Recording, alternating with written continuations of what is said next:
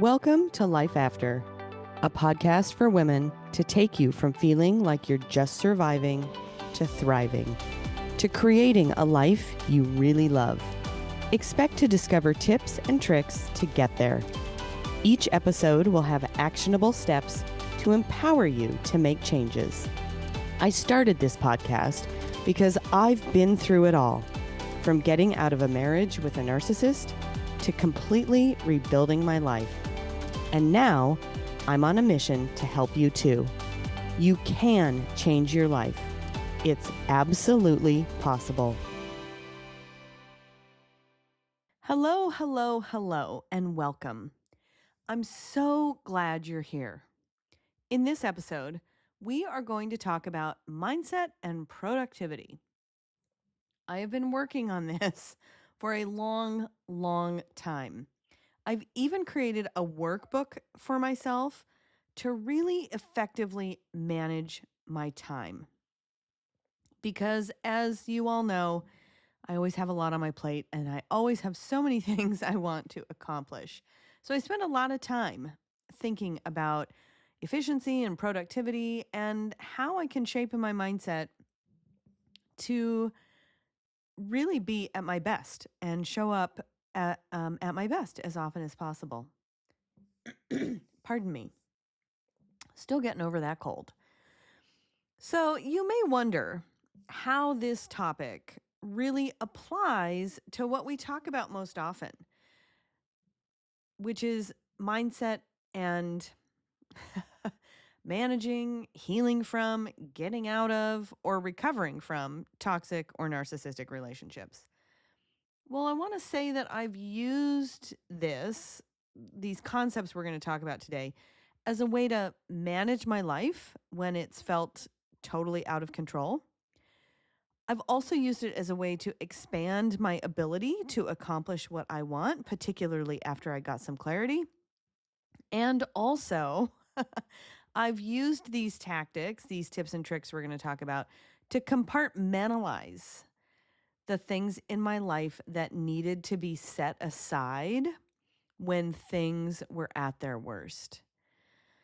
So while it might seem on its face that there isn't a connection, I actually have found a really close connection, and I've also seen my clients make this connection, particularly as I or they have moved through these stages of recovering and healing and the shifting of the mindset work that gets done in the process of that.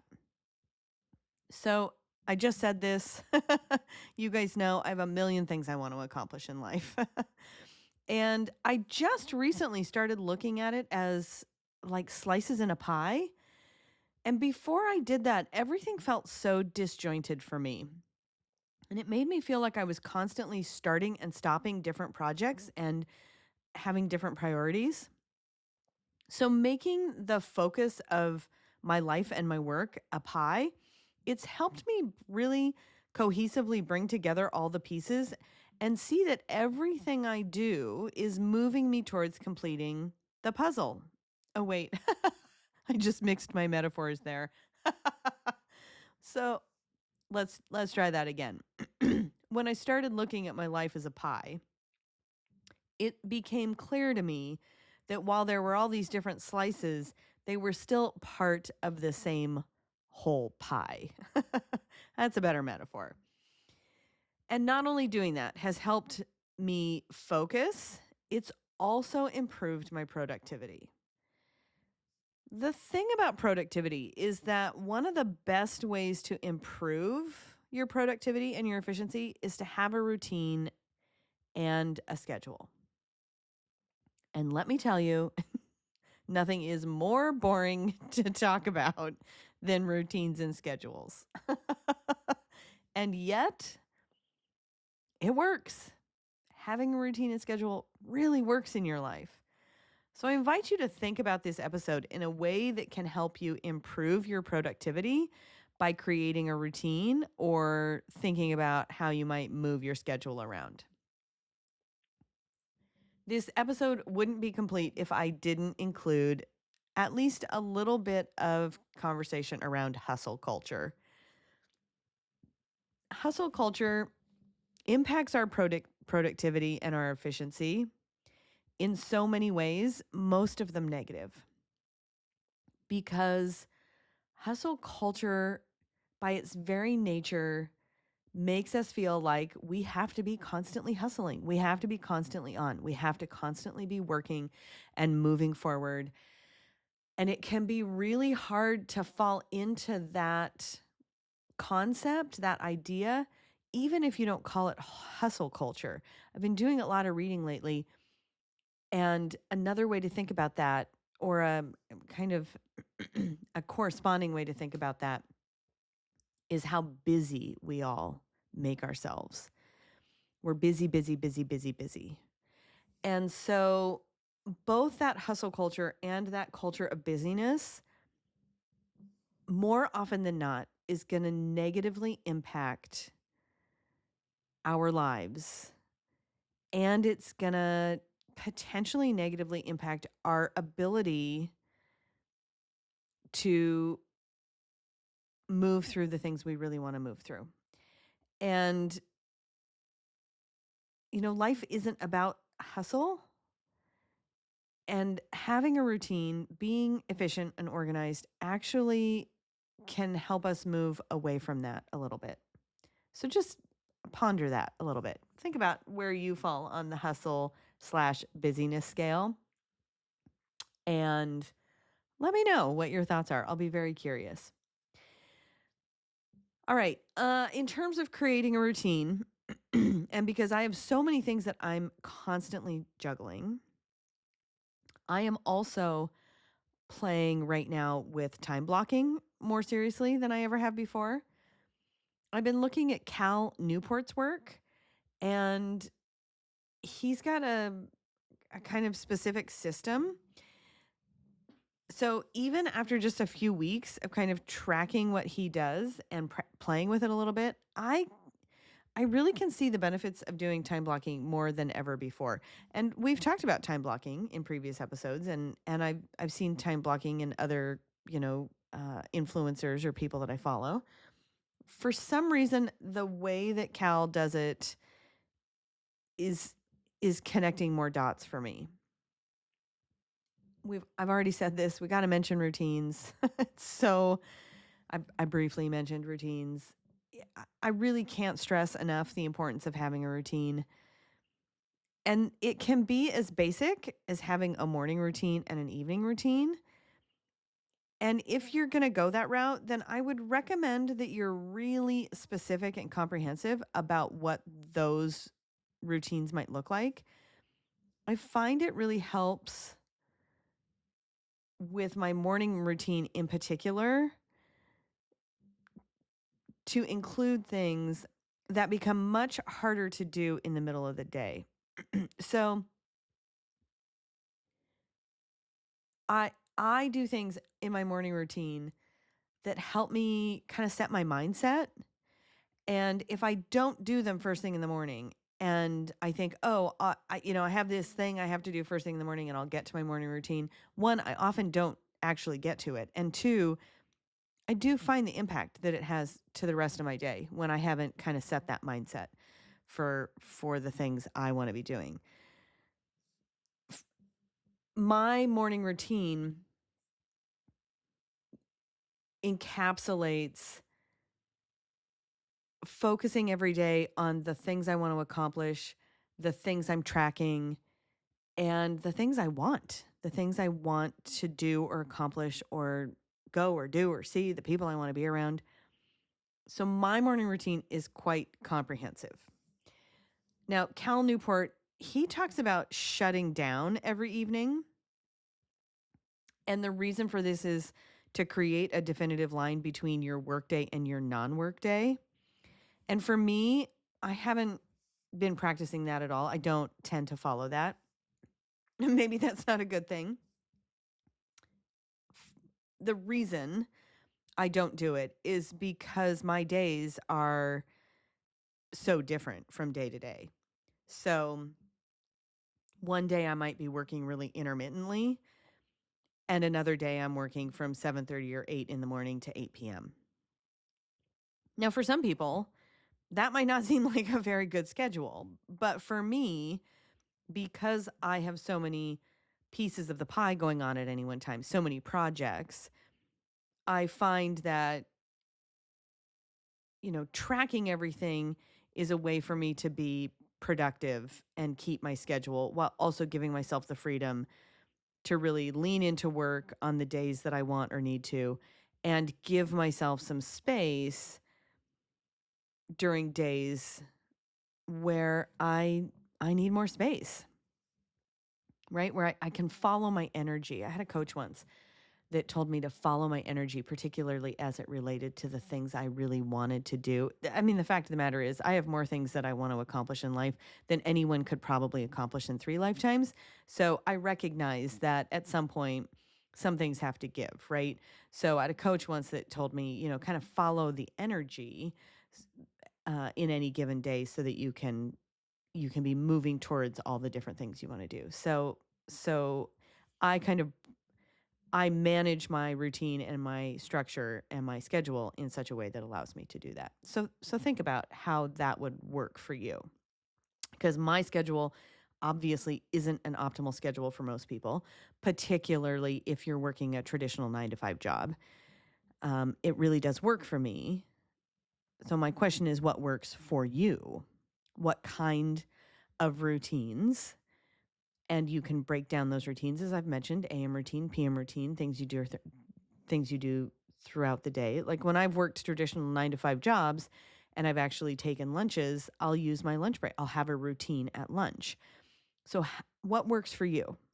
What is a schedule that works for you so that all the pieces of the pie in your life are being attended to on a regular basis?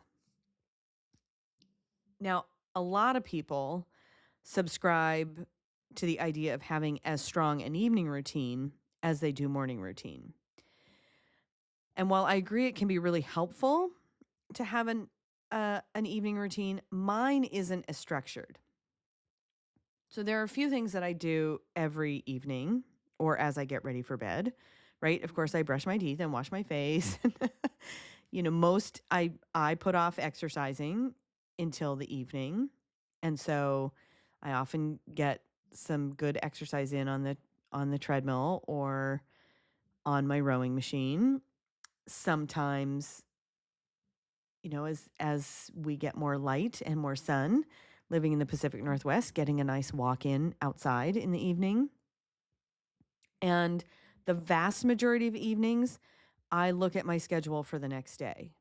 This one is really critically important for me because I find that if I have a handle on my next day the night before, I am much more likely to get through what I need to do and what I want to do than if I try to plan it the morning of. So my morning routine does not include what does my day look like. It does for a lot of people. I do that every evening. And then one of the things that I do every night before I go to bed, if you've listened for any length of time, I try to avoid the always and the nevers because life isn't about that kind of perfection. I have to say this is one place where I almost always, every single night, read before I go to bed. Sometimes I read some nonfiction for a bit just to, try to, I have stacks and stacks of books. You all know I'm a huge reader. And so try to work my way through that, particularly when I'm busy. Whether I read nonfiction or not, I always read fiction.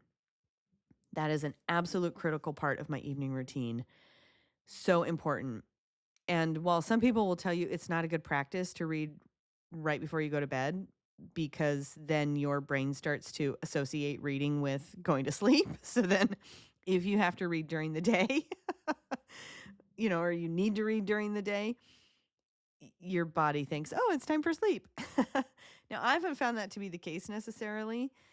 And for me, the distraction of a story, knowing that I'm reading a story that isn't real life, it helps quiet my brain enough from my day. And it helps quiet my brain so that I'm not trying to anticipate my next day, that it actually helps me get to sleep. And I think that's probably why I do the evening before. I plan my day out, because then when I get into bed, I'm not ruminating about what do I have to do tomorrow? Where do I have to go? What's the thing? I can just, my brain can shut down and help me get to sleep. So those are just some ideas around that. The thing of it is, it doesn't matter what your morning routine or your evening routines are. It actually doesn't. I've given you ideas just to give you ideas. What matters is having a routine. It's about building a day, building some structure and some routine that works for you. Now, I have in my first season, I actually did an entire episode on routine. The reason that it matters is because having a routine does a million positive things for us. Well, maybe not a million. Does a ton of positive things for us. So, and some of those things are helping our productivity and helping our efficiency and helping us stay on track and helping our decision fatigue, right? So, what's the routine that works for you? Keep in mind that even if you hit your routine 80% of the time, you are a routine superstar. All right. Even people who are much more disciplined than I am, they're getting their routine about 80% of the time because life happens. So this is not something designed to create perfectionism or create some kind of disciplined expectation of yourself. It is specifically designed to help you understand that if in our busy lives and living in a hustle culture, there are ways that we can utilize routines and schedules to help give us some peace and quiet and quiet more of the noise in our brains because we're tracking our lives in a different way. Let's take a quick break. When we come back, we'll chat about ways you can actually create this routine if you don't already have one, how you can hone the routine that you might have or improve your routine. All right, I'll see you in a minute. I'll be right back. Are you finding yourself struggling in a relationship and wondering if you're dealing with a narcissist? You're not alone, and I've got a resource that can help. Get my 5 questions to confirm you're not the problem. This helps you identify the emotions associated with being in a controlling relationship. Just head over to locatecoaching.com/free gift and take the first step toward clarity and confidence in your relationships. Welcome back. Welcome back. All right, so let's jump into the tips and tricks of the episode.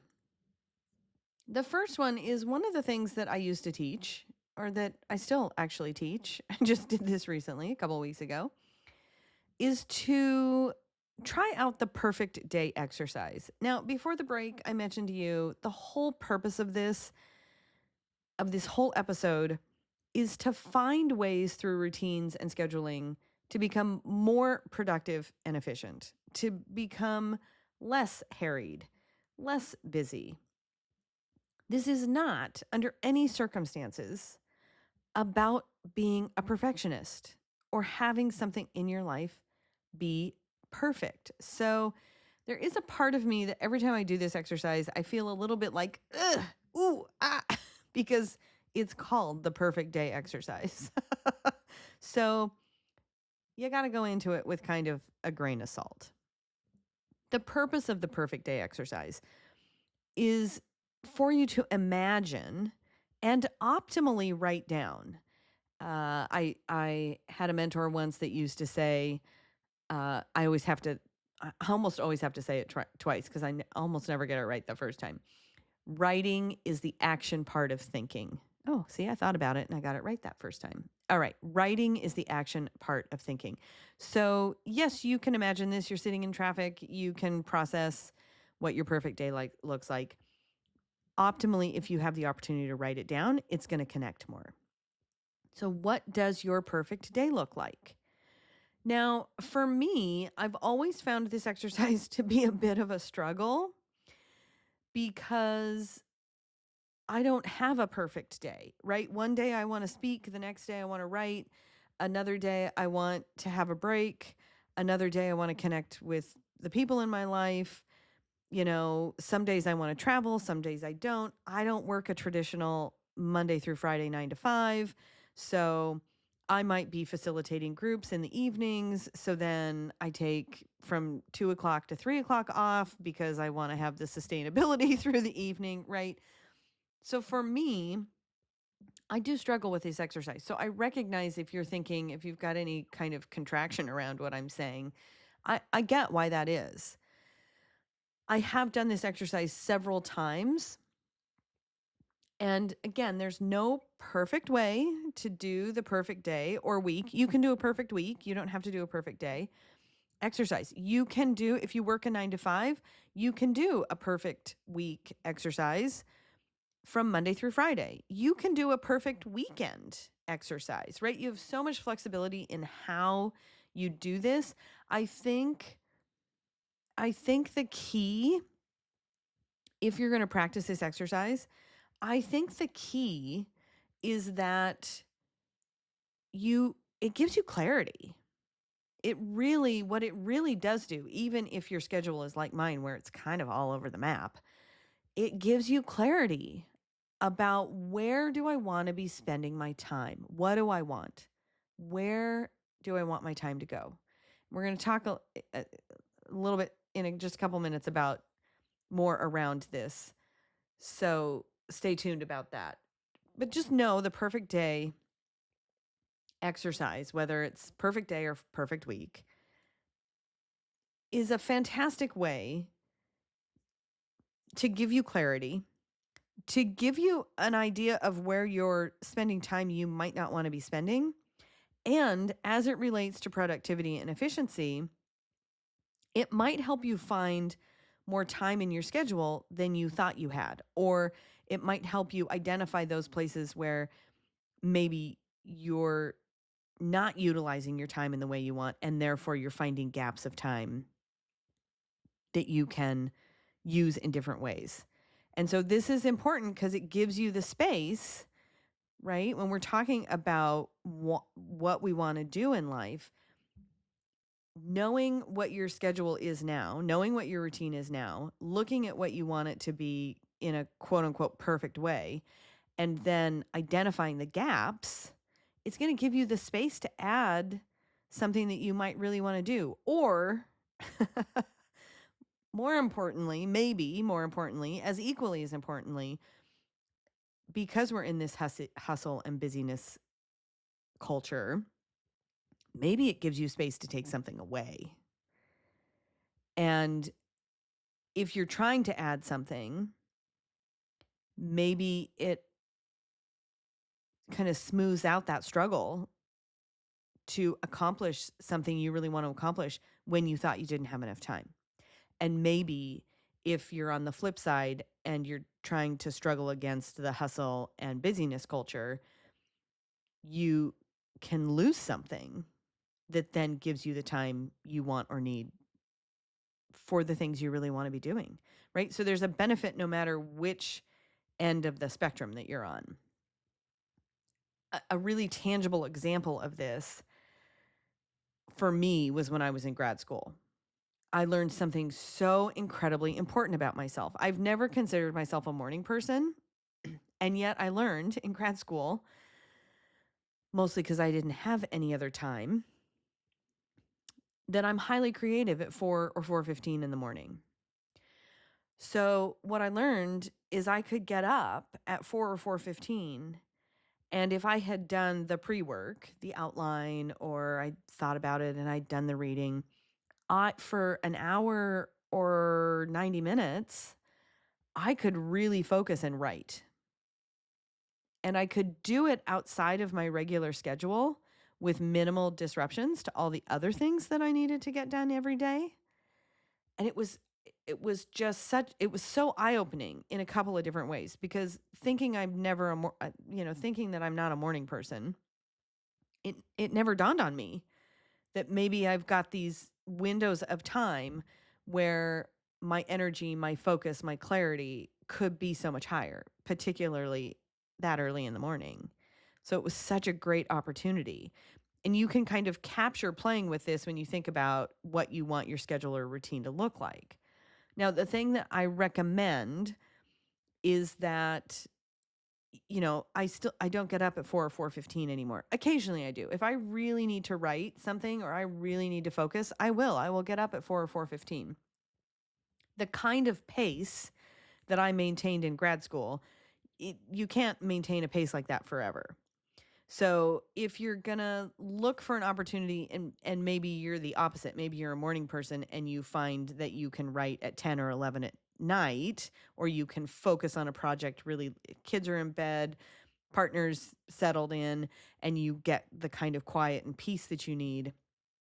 You get a second or third or fourth wind, right? Maybe it's at the other end of your day.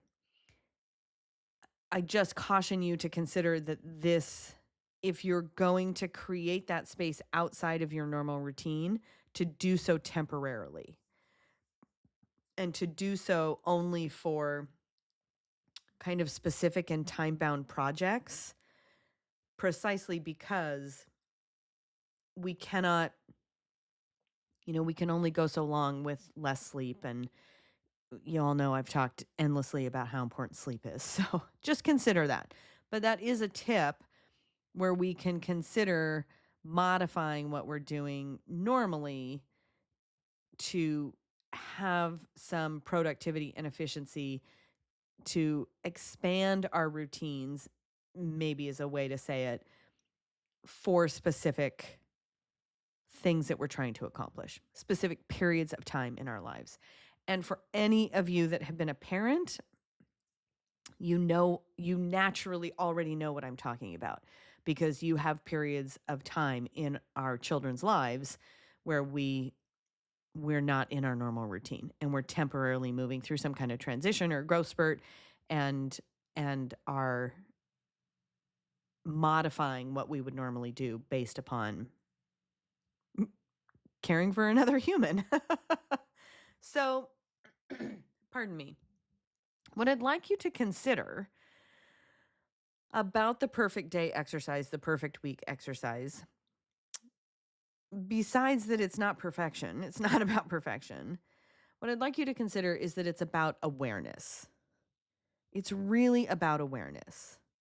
You can ask yourself, when do I focus best? When do I have energy? What is the best morning routine for me? What time is the best morning routine for me? What's the best evening routine? What's a good lunch routine? What's a good pattern to be in with my workflow? Those are the things to consider when you think about how you're going to create your routine, what your good days look like, and then consequently how they impact your productivity and efficiency. All right, the next tip that we're going to talk about is getting clarity. And I think I've kind of already mentioned this a little bit in this episode, but I'm going to specify a little more here. So one of the really critical things that helped me was getting really clear on what was actually on my plate, my different slices of pie, as it were.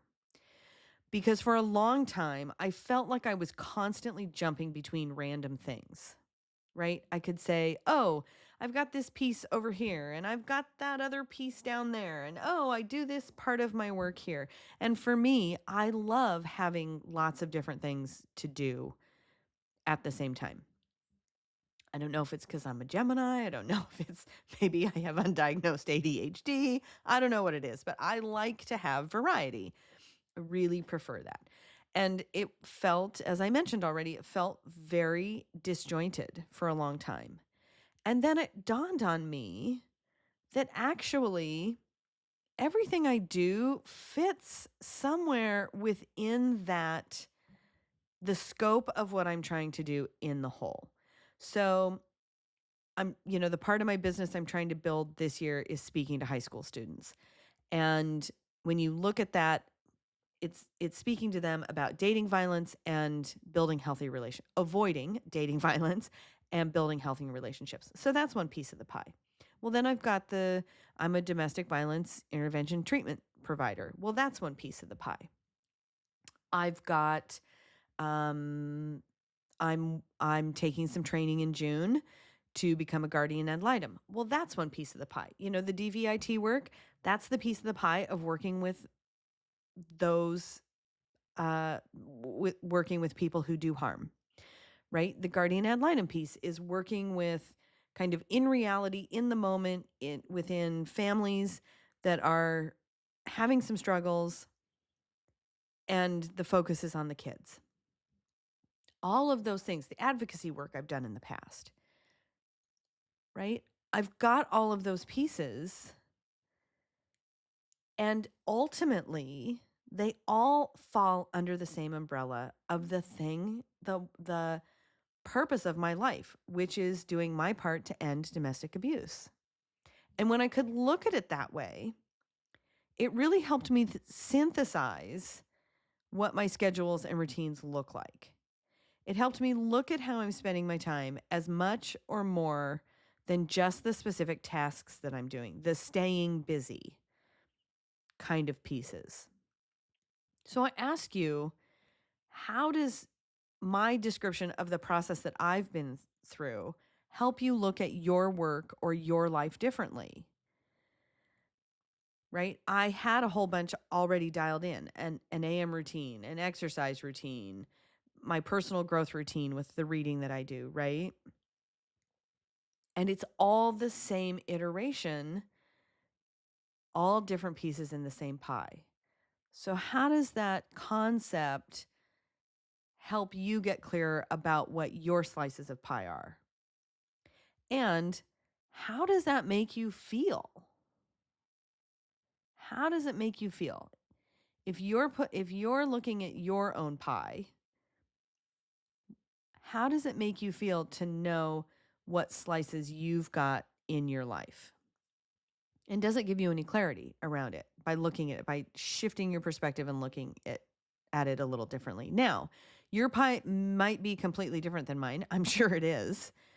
And of course, that's okay. Of course, we all have different pies. And maybe your pie, the way that you look at your pie, because it's coming from your values, right? My values of doing everything I can to end domestic abuse. So that's, that would be the type of pie. Maybe yours is more like your whole life, right? Maybe your value is leading a balanced life, and your slices are work and family and health and education and kids and financial well-being, mental well-being, mental health well-being, right? So it doesn't matter what your pie is. I just really invite you to think about what are the parts of your life. Get clarity on the parts of your life, and then what's the best routine to have so that you are able to balance all the things you want to balance, and you're able to do that because you're productive and efficient. Okay, so the next tip, this one is really hard for me. Really hard for me. And that is, you don't have to touch every part of your life every single day. That one is so hard for me. And I think in part it's hard for me because sometimes it makes me realize that unless I'm really focused on something every day, is what is its level of priority in my life, right? If I think something's important and yet I'm not doing it, maybe I need to reevaluate that and get some clarity. In any case, the other thing about not having to do everything, touch every part of your life every single day, is trying to do that can really be overwhelming, right? of course, there are things we're going to do, if not every day, most days, right? That we build into our schedule and routine, of course. So, we're going to have that nighttime routine and morning routine where we brush our teeth, wash our face, take a shower, right? Of course, there are going to be things that we do almost every day. Especially when you have projects, though, it's okay to assign days or focused blocks of time. Just be sure, I caution you, just be sure you're giving yourself enough time. Because I just recently made this mistake with this podcast, by the way, with content for this podcast. So, since the beginning of the year, I actually mentioned this several episodes ago. I've been trying to redo some elements of the podcast. So, you might be starting to see a couple of the changes that I'm making, like taking a break in the middle, an actual break. And one of those things that I am trying to include, those elements, is to include batching. So that I'm batching more than one episode at a time, right? It is really time intensive to do a podcast. Maybe for other people it's not. For me, I really want to produce a good podcast. So I spend a lot of time thinking about the content, thinking about, researching tips and tricks if I don't already know them or haven't already taught them.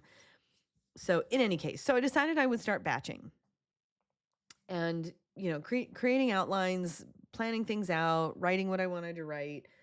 And then as part of that batching, it's recording and sending them to my new editor. I'm going to have a new editor, which is fantastic.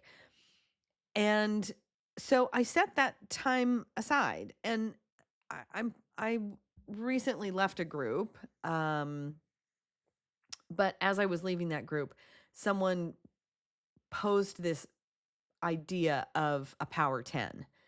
And a power 10 is basically you set a certain amount of time aside and you get something done within that window, right? You really focused and intentional. And for those of us that own our own businesses, the concept is you're working on your business instead of in your business. And so I decided I'd do this power 10. I left the house, I stayed in a hotel, and I was going to do all this batching. But the problem was I didn't get it all done. I made progress on batching for sure, but I'm still trying to figure out how to actually finish it all, get through all the steps, get through the writing, recording, editing, releasing, right? And I'm trying to figure all that out and get the great work that I did get done before it's time to batch again. So sometimes we can't do everything every day. And sometimes we need to make sure that in our schedule, we're moving the ball forward on the things that really matter to us. Again, it's that balance between the two. So give that some thought. Now, here's a tip that I know to absolutely be true. And in fairness, I should probably tattoo this on my forehead because this is one of those moments where if you follow me on social media at all, you know that once a week I do an affirmation. And so this might be a great affirmation to do one week. But I know this to be true. We're not behind. We're trying to do too much at once. And I'm going to say that again, but I'm going to say it a different way for myself as much for you. You're not behind. You may just be trying to do too much at once. So if you find yourself in that position, like I often do, know that that's okay. And by the way, when I said that, who else felt that in their whole body?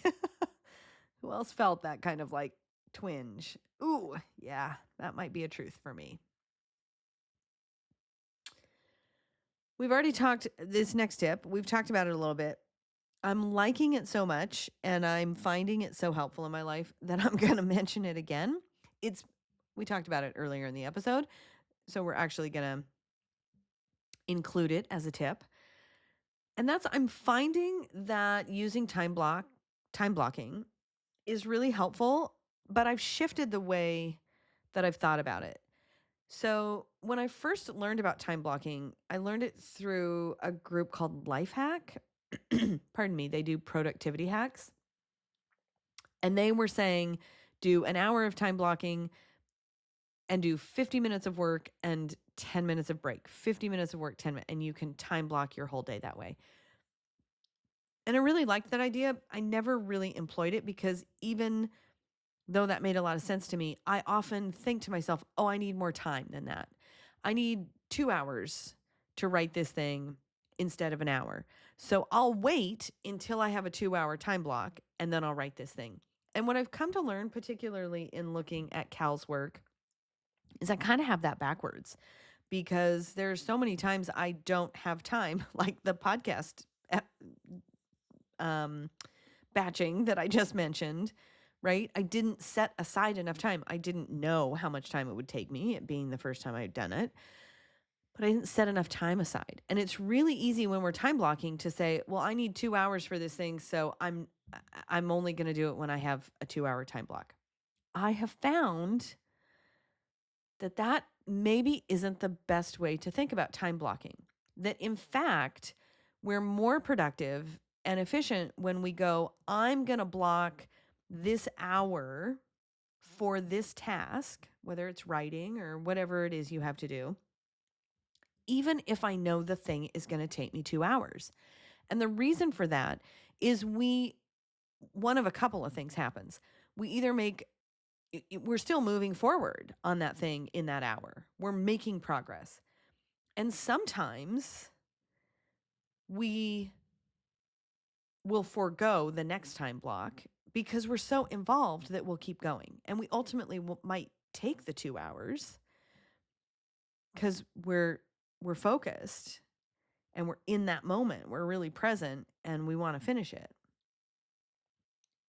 So what I'm saying is there is a way to be more productive with several smaller, like hour-long blocks during the day than a morning block, time block, and an afternoon time block. So as you think about your perfect day and your perfect week, recognize you could do half-hour time blocks. You could do 45-minute, hour, like whatever amount of time you want to time block, you can create that. Now, I would recommend, for those things that you can, time block for the amount of time you know it's going to take. But if it's too big, if the project is too big, chunk it down. Right? Now, this has been a real adjustment for me. So if you start looking at it this way, just know that there's an adjustment and prepare for it. Right? Because again, if you say to yourself that you can't start something because you don't have the time to finish it, chunking it down a little more, you'll definitely see. If you follow that, you'll definitely see an increase in what you can accomplish. And then the payoff, oh my gosh, it just feels great. You get things done sooner. You don't feel guilty about time you take off. You can move through things more easily. And then you're really utilizing the benefits of all of the tips that we've talked about that impact our schedules, the routines we follow, and how productive we can be. All right, I love this next tip, and I completely and totally swear by it. I've already mentioned it briefly. Plan tomorrow the night before. This works for me in just such incredible ways. It reminds you that those things that you need to do the next day, it helps you process better the order with which you're going to get your tasks handled. And you can go to bed knowing you've already got a plan in place that you just have to execute the next day. So I find that the days I don't do that, where my tomorrow is not as organized, I experience a lot more decision fatigue and I waste a lot more time the next day. And also, plan your week. So every Saturday or Sunday, depending upon what my weekend looks like, I write in my planner what my week is going to look like so that it helps you clarify what your time blocking really looks like, where you have chunks of time and how big they are. It builds in all the slices of the pie, right? If we're not looking at everything every day, it allows us to say, well, Mondays is going to be this slice of the pie, and Wednesdays I'm going to do that slice of the pie, whatever those look like in your life. And it gives you for really some structure for managing whatever your specific week looks like. Maybe you've got more appointments or fewer appointments that week. So you get a bird's eye view of the whole week, and then it allows really easily to do the night before planning really quickly and easily. It only takes me, it might take me, I don't know, half hour on a Sunday to plan my week out. And I write it. I'm old school. So I write it all out, kind of solidifies it in my brain better. And then each night, it might only take me 5 minutes to plan my next day because I've already got that structure in place, because I've got that weekly routine on the weekend. I mentioned already, I don't do a formal shutdown. That's Cal Newport. That's his name, right? Cal Newport's, he actually, in his planners, he actually has a box that you can check off that says shutdown complete. I don't do that. And again, it's because my working hours are sometimes bizarre. I'm just going to mention this. In part, I don't do that shutdown because there are days I don't want to have the mindset that my day's over. When in reality, if the opportunity presents itself, I sometimes do some of my best work in the late evening. So for me personally, I don't really want to tell my brain, oh, we're done, check out, and then miss an opportunity later in the evening to be really productive or creative or focused and move a piece of the pie forward. So I do at some point in the evening do that. What's my day look like the next day? Just so I can capture it, make sure I'm prepared and planned out. But so, it's kind of up to you. Do you want to actually make a really clean, clear transition between working time and non-working time? Doing an actual shutdown where you literally close the computer, walk away, close the office door. And I think sometimes this is more important when you work from home because it's easy to work all the time when you work remotely. Those of you that do that know that. Okay, so my next tip, I think I've mentioned in previous episodes that I'm writing a book this year, and its working title is The Year I Got Free and How You Can Too. And I really live by the tip that is characterized as one of the main kind of tenets in the book. The thing I'm really trying to one of the pieces I'm really trying to convey in the book, which is your routine should fit your life, not the other way around. You shouldn't be trying to live your life based upon a routine that someone else, even that you have structured for yourself. You should be living your life, and the routine should make that easier. And that's how we get free. That's how we get free.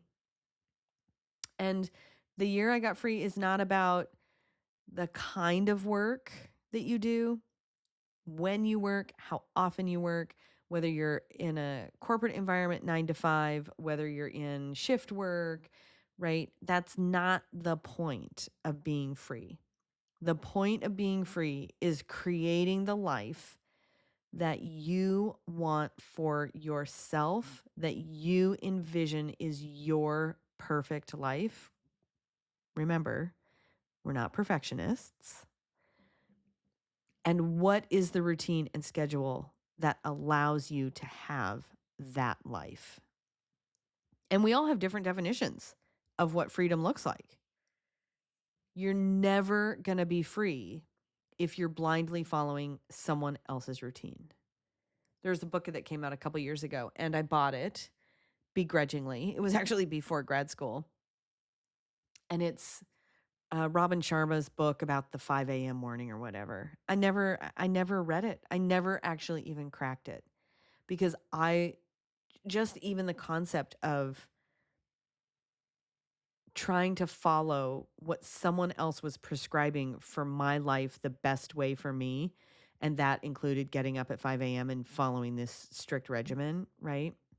Doesn't work. We have to create the routines that work for us, which is in part why I'm always giving you so many options, right? I want to do the research and give you options, tips and tricks that then are ideas that you can try out. Now, a lot of them have been stress tested by me, right? A lot of them just from a standpoint of timing, right? There's only so much that we can do in a half an hour episode, which I find that my episodes are getting a little longer than half hour. So I want to give you things that have been stress tested by me so that, I'm not blindly giving you something that you try and then it doesn't work for you. And some things just don't work, right? So just pushing through, push. I did that for years. That doesn't work. That doesn't help a routine. That doesn't help our schedules. It doesn't make us more productive or efficient. Thinking you can force yourself. I'm just going to willpower my way through it, right? Those things will only last for so long. And ultimately, they set you up for failure and burnout. So what are the things that do work? What are the things that we can do when we start to look at our routines and our lives? What is the structure around your life that you want? Think about it and get that clarity for yourself. What's important to you? And here's really the pro tip for the day. If you keep moving an activity from day to day to day, and it just keeps moving forward, and maybe it's part of your routine or schedule, or maybe it's just a task, let it go. Let it go. I gave a speech a couple weeks ago to the real estate agents in the office where I hang my license, and it was about mindset. And one of the things I told them was to follow the 3 Ds: delegate it, delete it, or just do it. Thank you, Nike. Just do it. Right? So as you reflect on what we've talked about in this episode, what do you need? And more importantly, what do you want? What kind of structure do you need? Do you need flexibility? What is freedom to you? And does that mean less busyness, less hustle culture?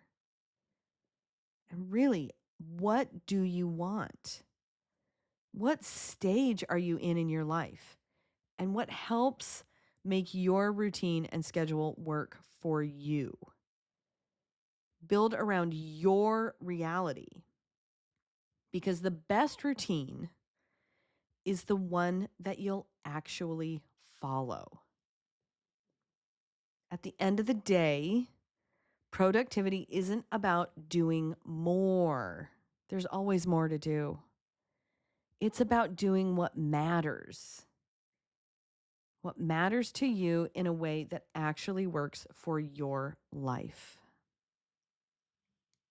Thank you so much for being here today, for listening. I think so many of us spend years believing that productivity means pushing harder, doing more, never slowing down, hustle, hustle, hustle, busy, busy, busy. But maybe real productivity is about building a life that doesn't constantly exhaust us. Maybe it's more about creating rhythms that help us feel focused, grounded, safe, and free. Remember, your routine doesn't have to be perfect. It just has to support the life that you are trying to build.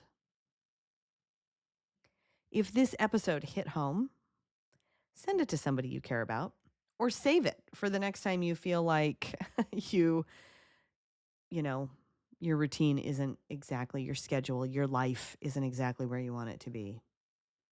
And if you're not already following the podcast, please do so you don't miss what's coming next. You've got this. One thought, one choice, one action at a time.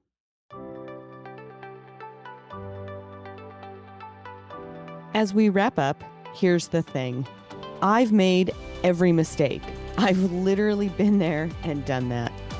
It's one step at a time, and you'll get there. There's hope. You've got this. If you're struggling in a relationship and wondering if it might be controlling, you're not alone. Download my free PDF at locatecoaching.com/free gift to help you find clarity and confidence. I hope you have a fantastic day, and I'll see you soon.